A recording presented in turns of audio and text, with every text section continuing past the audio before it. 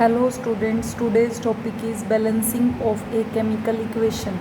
Balancing means बेटा सबसे पहले केमिकल इक्वेशन देखते हैं हम।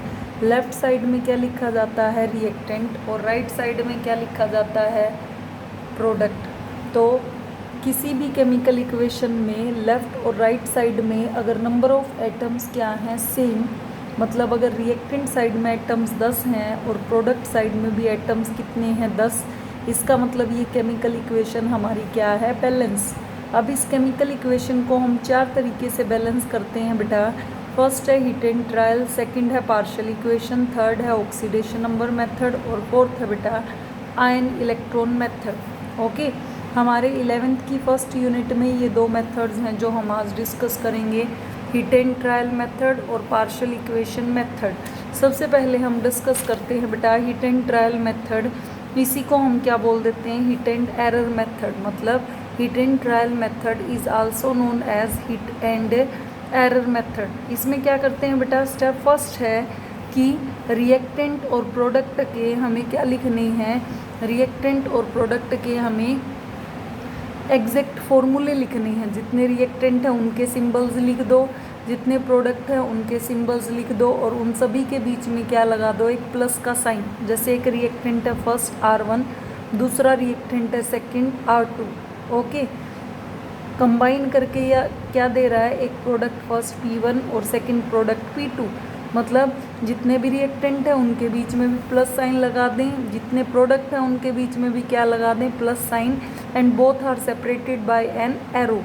तो इस इक्वेशन को जिसमें रिएक्टेंट भी हैं, प्रोडक्ट भी है और एरो भी है, इस इक्वेशन को हम क्या बोलते हैं, स्केलेटन इक्वेशन। दूसरा स्टेप है बेटा, इस स्केलेटन इक्वेशन के अंदर बिगेस्ट फॉर्मूला या स्मॉलेस्ट, हमने अभी बिगेस्ट लिखा है चाहे स्मॉलेस्ट, जिस भी फॉर्मूले में सबसे कम या सबसे ज़्यादा नंबर ऑफ एटम्स हैं उसको बैलेंस करो। या मर्जी भी है आपकी, आपकी चॉइस भी है कि आप लोअर नंबर को चूज़ कर लो या हायर नंबर को, मतलब जितने भी एटम्स हैं उनको सीक्वेंस वाइज हमें क्या करना है, बैलेंस। थर्ड स्टेप है बेटा, जितनी भी एलिमेंट्री गैसेस क्या होती हैं, जो गैसेस 2 की फॉर्म में, जैसे H2O2 Cl2 N2, मतलब जो गैसेस 2, डाई का मतलब 2, एटॉमिक मतलब नेसेंट फॉर्म में, जो गैसेस 2 की फॉर्म में एग्जिस्ट करती हैं, उन सभी गैसेस को हम पहले उनकी एटॉमिक स्टेट में लिख लें।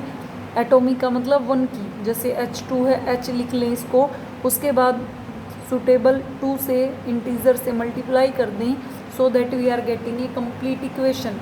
इन सब चीज़ों का मतलब क्या है, हम इसे इक्वेशन से इस चीज़ को समझते हैं। सबसे पहले हमें पता होना चाहिए मैग्नेटिक ऑक्साइड का फॉर्मूला क्या है। मैग्नेटिक ऑक्साइड होता है बेटा Fe3O4। ओके, आयरन के 2 और होते हैं, एक तो हेमेटाइट और Fe2O3, 10th में पढ़ के आए हैं आप, और दूसरा है मैग्नेटाइट और Fe3O4। तो मैग्नेटिक ऑक्साइड इज मैग्नेटाइट और Fe3O4। When heated with hydrogen, hydrogen 2 की फॉर्म में एग्जिस्ट करती है, हीटेड विद मतलब ऐड कर दिया हमने, इज रिड्यूस्ड टू मतलब प्रोडक्ट में क्या बना रही है ये, आयरन एंड वाटर। आयरन का सिंबल हमें पता होना चाहिए Fe होता है, और वाटर का हमें याद ही है बेटा क्या होता है, H2O। ओके, तो सबसे पहले क्या है बेटा, हमने स्टेप फर्स्ट किया। स्टेप फर्स्ट क्या है, जितने भी रिएक्टेंट हैं, जितने भी प्रोडक्ट हैं, उन सभी के क्या लिख दिए, सिंबल्स, और दोनों को सेपरेट किससे कर दिया, एक एरो के साथ। उसके बाद बेटा दूसरा स्टेप हमने क्या किया, जितनी भी एलिमेंट्री गैसेस हैं, एलिमेंट्री मतलब H2, उनको किस फॉर्म में कन्वर्ट कर दो, उनको कन्वर्ट कर दो बेटा एटॉमिक फॉर्म में। तो हमने क्या किया, Fe3O4 को साथ में हाइड्रोजन H2 की जगह लिख दिया H, और क्या दे दिया इसमें, आयरन प्लस वाटर। मतलब क्या है, एलिमेंट्री गैसेस को हम बाद में बैलेंस कर सकते हैं। ये स्टेप था हमारा। उसके बाद बेटा जिसमें लार्जेस्ट नंबर ऑफ एटम्स हैं उसको बैलेंस करते हैं। हम देखें आयरन कितने प्रेजेंट है हमारे यहाँ पे 3, ऑक्सीजन कितने प्रेजेंट है 4। ओके, गैसेस को हम बाद में लेटर बैलेंस करेंगे। ऑक्सीजन यहाँ पे कितने हैं 1। ओके, और आयरन हमारा यहाँ पे कितना है 1। तो आयरन हमारे ऑक्सीजन, जिसमें बिगेस्ट फॉर्मूला है पहले उसको सेलेक्ट करते हैं। ऑक्सीजन हमारे कितने हैं 4 लेफ्ट साइड में, मतलब रिएक्टेंट साइड में, तो यहाँ पे भी कितने से मल्टीप्लाई कर दिया 4 से। उसके बाद बेटा आयरन कितने हैं हमारे यहाँ पे, आयरन 3 है, तो यहाँ पे भी कितने से मल्टीप्लाई कर दिया 3 से। उसके बाद बेटा रह जाता है हाइड्रोजन। हाइड्रोजन यहाँ पे है 1 हमारा, दोनों एलिमेंट्स, आयरन बैलेंस हो गया, ऑक्सीजन बैलेंस हो गया, क्या रहता है hydrogen.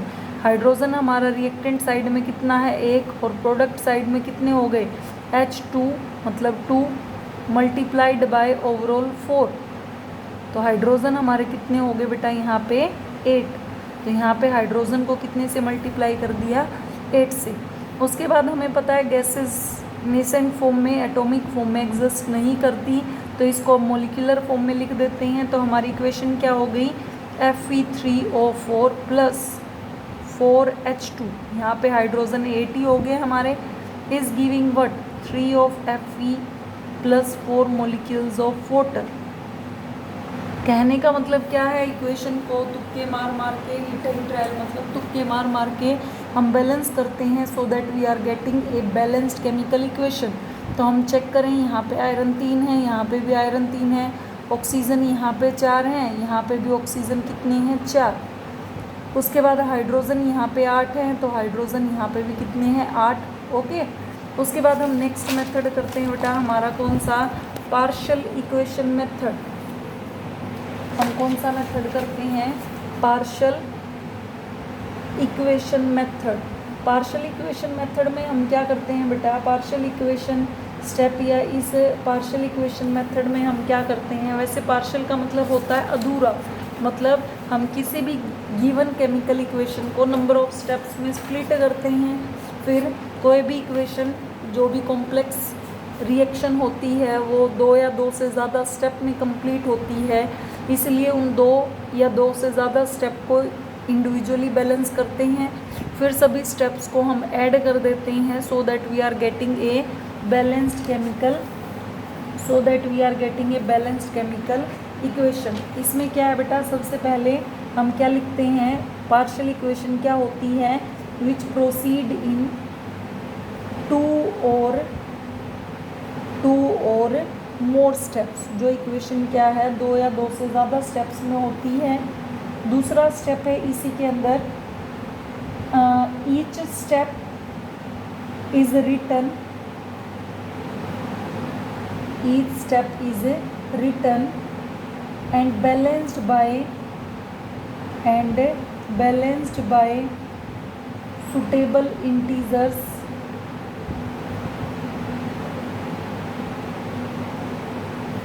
balanced by suitable integers by hit and trial method. क्या है, जैसे हमने हिट एंड ट्रायल मेथड अभी किया है, तो हर स्टेप को हम हिट एंड ट्रायल मेथड से उसको क्या करेंगे बैलेंस। थर्ड स्टेप है, अगर कोई भी नेसेसरी रिक्वायरमेंट है, if necessary then multiply by suitable integers. अगर ज़रूरत है तो मल्टीप्लाई कर देंगे सुटेबल इंटीजर्स के साथ। और लास्ट स्टेप है बेटा finally add all steps to get final equation. सभी स्टेप्स को हम क्या कर देते हैं ऐड, ताकि हम क्या ऑब्टेन कर सकें फाइनल इक्वेशन। मतलब क्या है बेटा, हम एक इक्वेशन करते हैं, उसको हम 3-4 स्टेप्स में बैलेंस करने की कोशिश करेंगे।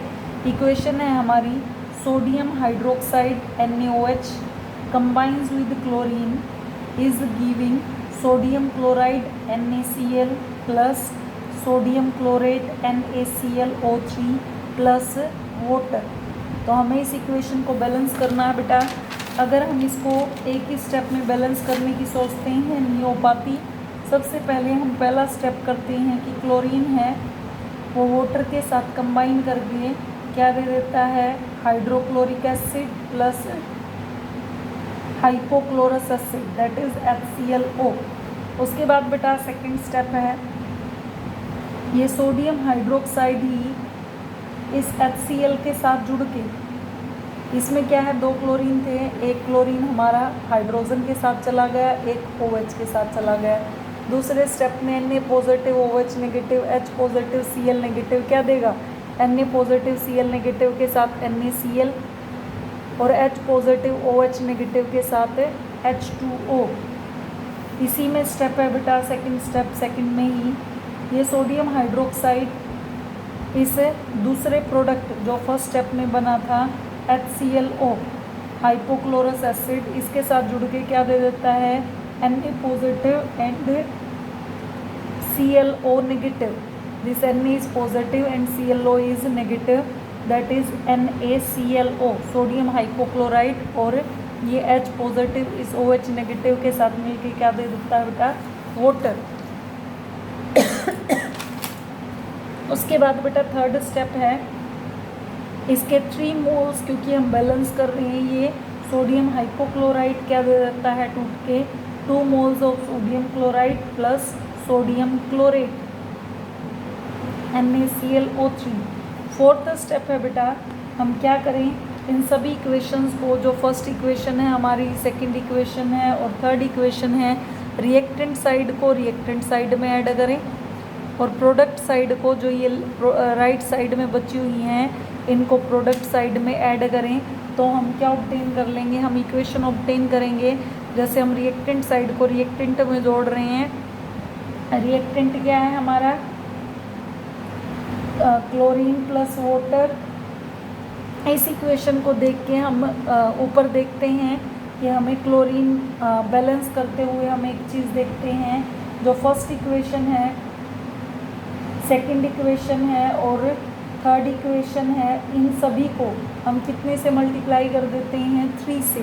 फर्स्ट इक्वेशन को भी पूरी को 3 से मल्टीप्लाई करें, सेकंड इक्वेशन को भी पूरी को 3 से मल्टीप्लाई करें और थर्ड इक्वेशन को भी पूरी को कितने से मल्टीप्लाई करें, 3 से।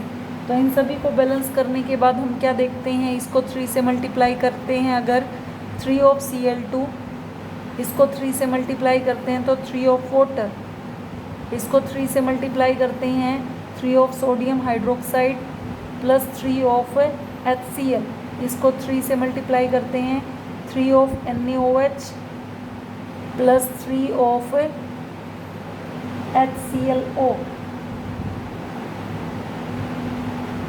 इसको 3 से मल्टीप्लाई करेंगे तो ये कितना हो जाएगा बेटा, 6 ऑफ 9 ऑफ NaClO। ये रिएक्टेंट हो गए हमारे। इसी तरह हम प्रोडक्ट साइड को भी मल्टीप्लाई करते हैं। प्रोडक्ट साइड में क्या है, इसको 3 से मल्टीप्लाई करते हैं, अगर हम 3 of HCl plus 3 of HClO plus इसको हम 3 से मल्टीप्लाई करें 3 of NaCl plus 3 of water plus 3 of NaClO sodium hypochloride plus 3 of water, इसको 3 से मल्टीप्लाई करें 6 of NaCl plus 3 of NaClO3। Okay बेटा, अब इनको हम बैलेंस करने के बाद क्या देखते हैं, फाइनल इक्वेशन क्या बन गई हमारी। क्लोरीन के 3 मॉलिक्यूल्स हैं, 6 मॉलिक्यूल्स, 3 यहाँ पे 3 यहाँ पे, किसके हैं, सोडियम हाइड्रोक्साइड के। फाइनली क्या दे देता है, 5 ऑफ NaCl और सोडियम क्लोरेट और साथ में 3 मॉलिक्यूल्स ऑफ वाटर।